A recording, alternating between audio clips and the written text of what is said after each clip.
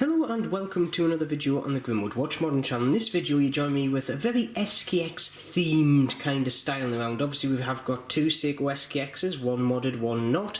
We also have a Helm Dollar modded SKX homage watch. I'm also wearing a nice Hulk slightly modded SKX homage watch from Helm Dollar. Very good watches, I do recommend these. I've done quite a few reviews on these. Please go and have a look. However, today I'm going to be concentrating on these two boxes, and obviously if you haven't figured out, these are two of the new Seiko 5 range which copy slash kind of hark back to the now discontinued SKX range. So without further ado, let's crack these boxes open and see what's inside. So without further ado, the one on my left is actually a SRPD 55K1.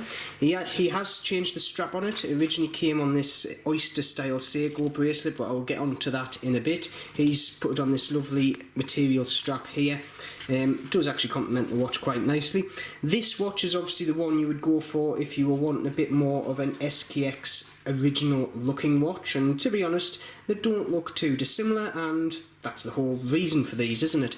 Now the one in the box to the right, however, is the one I was actually really, I'm not going to say excited about, because like I say, I've had my reservations about the new 5 range. However, this one does absolutely look smart as anything. Now this one is an SRPD 79K1. Yet again, the lad has actually changed the strap for this lovely olive green version, which to be honest I think complements the watch quite well. This is yet again the original strap. We'll have a look at that in more detail later on.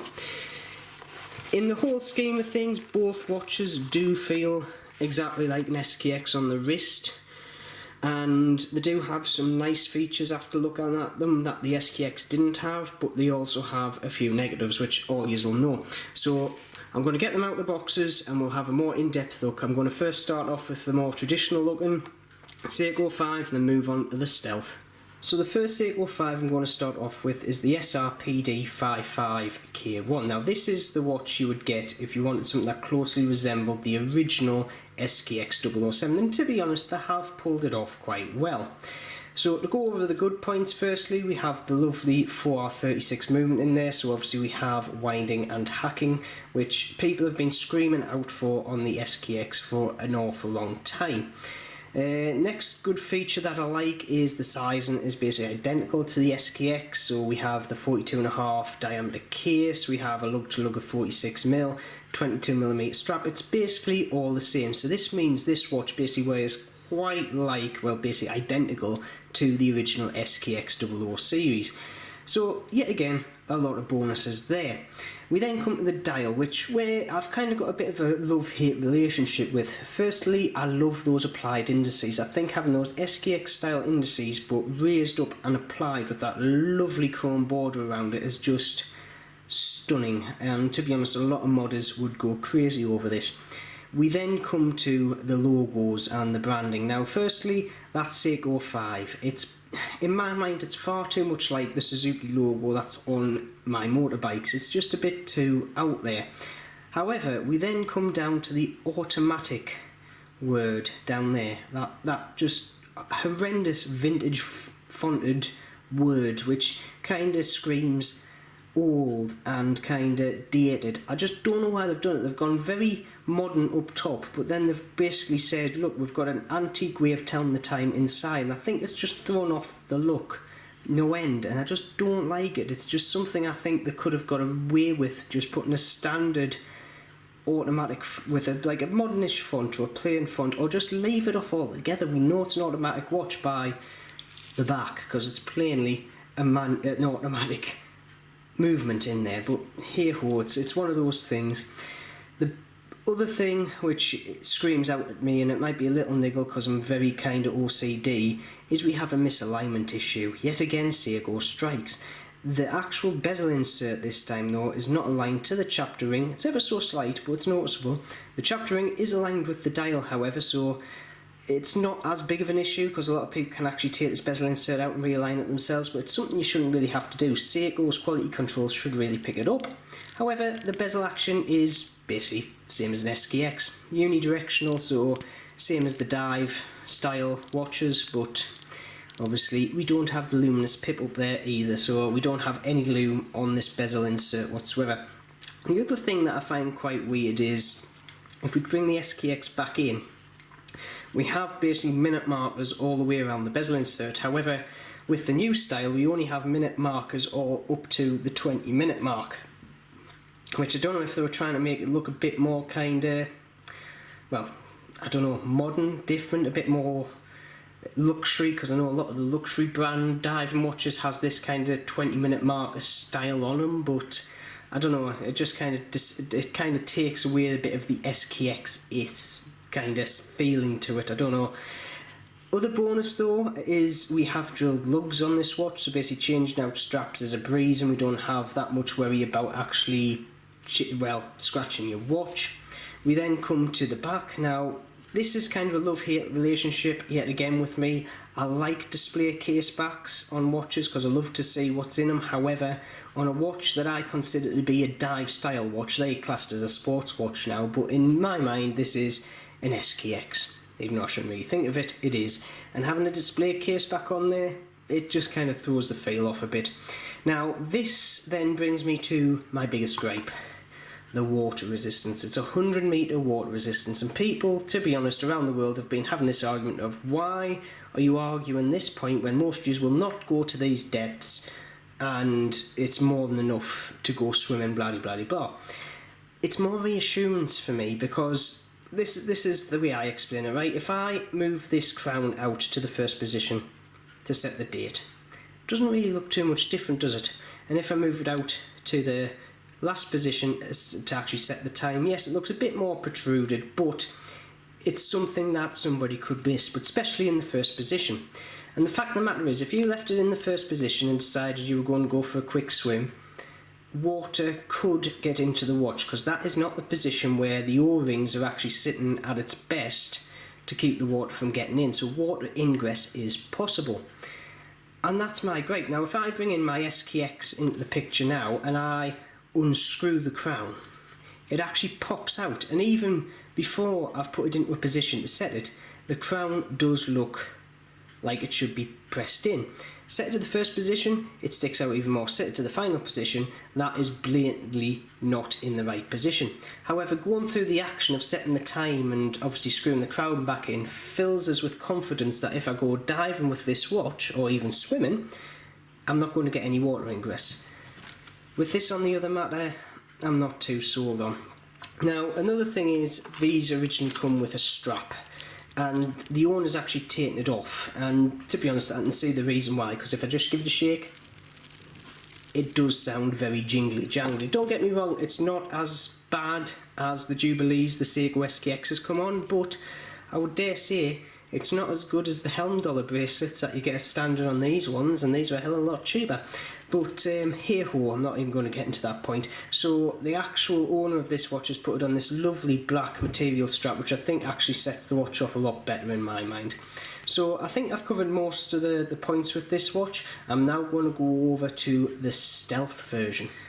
So this is the next Seiko 5 that I've got my hands on. Now basically this is exactly the same as the last one you saw, but it's part of the Street series and basically has a different colour scheme going towards it. So I'm not going to repeat all the bad points and good points of the other watch if this one basically has exactly the same ones. I'll just go over the things that are different. Now firstly, everything lines up with this version, so the chapter ring, bezel insert and dial all line up, so the quality control on this one is better.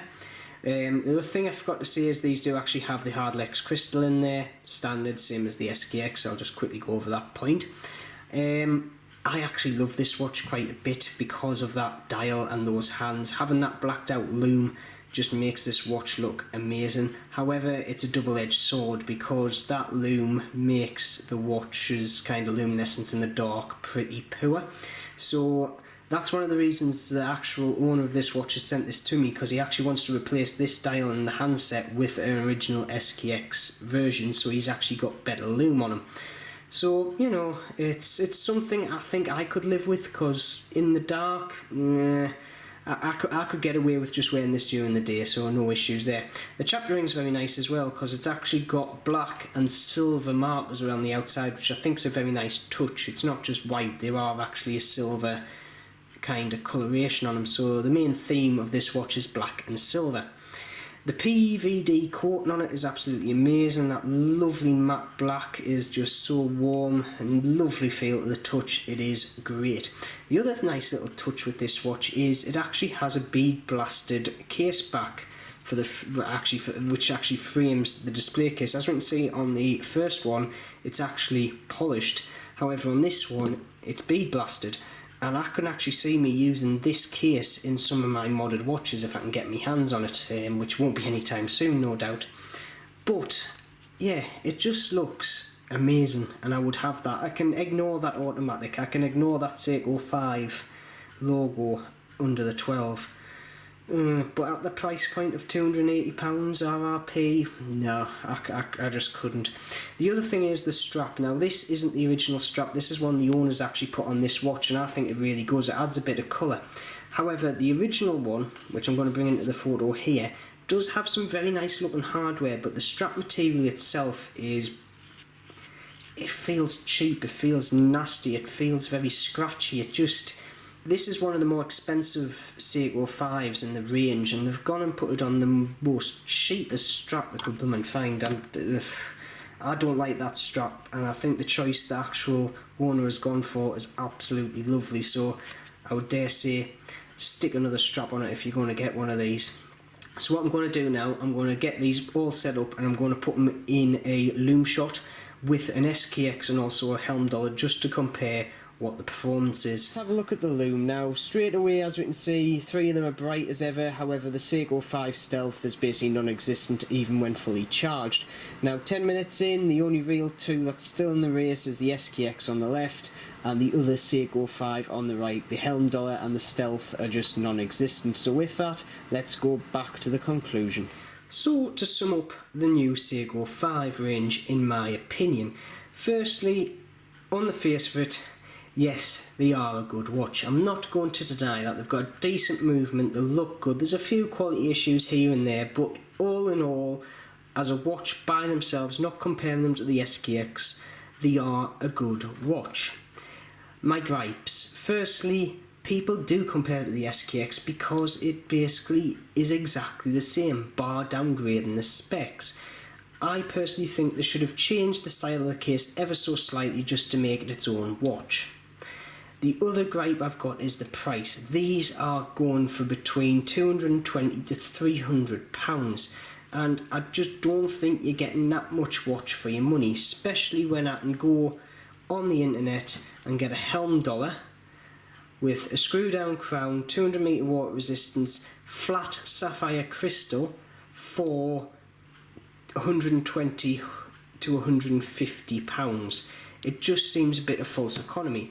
And then again, even at £200 to £250, I can get an original SKX 007 009 in original nick, which basically has a better spec to this in most parts, bar the movement. But even then, the 7S26 movement is a very good movement, and the 4R36 is based on it. The only difference is this has a winding and hacking module onto it. If you're wearing this watch every day, that doesn't really matter. It's going to be wound, and unless you're very kind of anal about keeping the seconds of the day very, very accurate, you're not going to need it, in all honesty. Most of the time, I don't basically use the hacking to get a second right every day. It's just, I don't know, it's a bit too anal for my liking. So I know people love these watches, and I really want to. I really love this one. I love the style of this one, but I'm not going to run out and pay £250, £300 for it, in all honesty. And I think even what the owner has done with these, even with the straps and replacing the straps, I feel a bit cheap in my mind. Has just done these watches very, well, tons and tons of justice in my mind. And this one, like I say, he sent to me because he's bought it, and he wants it modern to give a better loom, and I'm actually putting an original SKX 007 dial in there with a handset just because the loom on this is so poor. So yeah, I think Seiko were heading in the right direction, and if they put a screw down crown on this and actually did it to 200 meter, even if it was 200 meter water resistant, not an ISO diver, it would have been amazing, and I think they would have hit the ball out the ballpark, but I think they just missed it. So At the end of the day, lovely watches, however I think they're a bit too much, not as highly spec'd for the price range, and yeah, that's basically it from me. So please leave in the comments what you think. Do you think I'm right? Do you think I'm wrong? Do you think they're a great watch? Do you think Seiko could have done a bit better? Do you think Seiko should really drop the price down of them? Which personally I think they should drop them down to around about £150–200 in my mind, but hey ho, that's me. If you like this video, please subscribe, and as always, keep safe, and I shall see you soon. I'm going to leave it there.